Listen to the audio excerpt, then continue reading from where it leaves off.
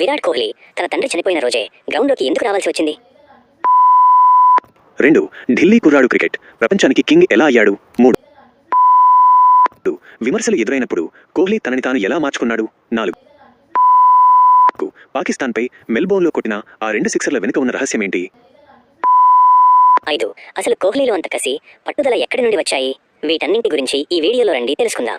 ప్రపంచంలో ఒక అగ్రెసివ్ కుర్రాడిగా అడుగుపెట్టి ఈ రోజు కింగ్ అని పిలిపించుకునే స్థాయికి ఎదిగిన ప్రయాణం విరాట్ కోహ్లీది. కోహ్లీ అంటే కేవలం రికార్డులు మాత్రమే కాదు, విఫలమైన ప్రతిసారి అంతకంటే రెట్టింపు వేగంతో వెనక్కి వచ్చే ఒక గొప్ప పోరాట పటిమ. కోహ్లీ కెరీర్ లో మర్చిపోలేని గుండెల్ని పిండేసే ఘట్టం ఒకటి ఉంది. 2006లో విరాట్ ఢిల్లీ తరపున రంజీ మ్యాచ్ ఆడుతున్నాడు. సరిగ్గా మ్యాచ్ జరుగుతున్న సమయానికి తన తండ్రి చనిపోయారని వార్త విన్నాడు. ఆ వయసులో ఏ కుర్రాడైనా కుప్పకూలిపోతాడు. కానీ విరాట్ మరుసటి రోజు ఉదయాన్నే గ్రౌండ్ లోకి అడుగుపెట్టాడు. తన తండ్రికి ఇచ్చే అసలైన నివాళి తన మ్యాచ్ ఆడటమే అని నమ్మి 90 పరుగులు చేసి తన టీంను ఆదుకున్నాడు. ఆ రోజు ఆ కళ్ళలో ఉన్న కసి, ఆ గుండెలో ఉన్న బాధే ఈ రోజు మనందరం చూస్తున్న ఈ గొప్ప క్రికెటర్ పునాది.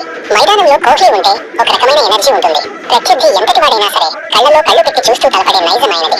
ఒకప్పుడు ఫిట్నెస్ విషయంలో విమర్శలు ఎదుర్కొని దేశం గర్వించేలా తనని తాను మార్చుకున్నాడు.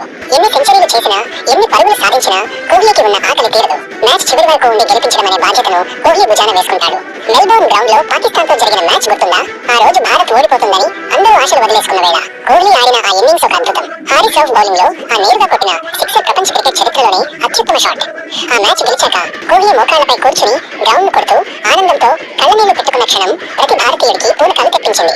రికార్డులు వస్తుంటాయి, పోతుంటాయి. కానీ ఒక వ్యక్తి ఎంత ఎదిగినా తన ఆట మీద ఉన్న ప్రేమను, దేశం కోసం ఏదైనా చేయాలనే తపనను కోల్పోకుండా ఉండటమే కోహ్లీ గొప్పతనం. అందుకే విరాట్ కోహ్లీ అంటే కేవలం ఒక ఆటగాడు కాదు, ఒక ప్యాషన్, ఒక అంకిత భావం.